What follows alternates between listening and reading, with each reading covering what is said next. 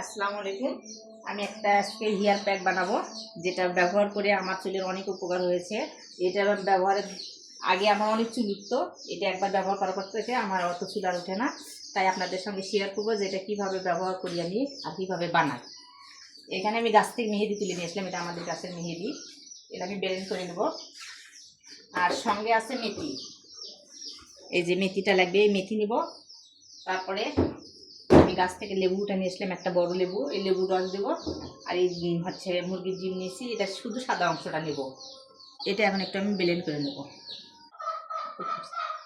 এটা আমি ব্লেন্ড করে নিয়েছি।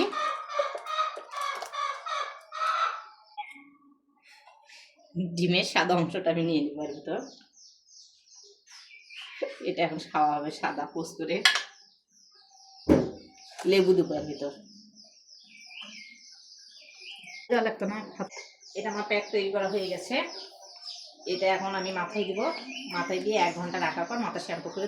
আপনাদের যাদের চুলের সমস্যা আছে এরকম করে ট্রাই করে একবার দেখবেন, উপকার হয় কি হয় না। আমি উপকার পেয়েছি, এই জন্য আপনাদের সাথে শেয়ার করলাম। ওকে, আল্লাহ হাফেজ।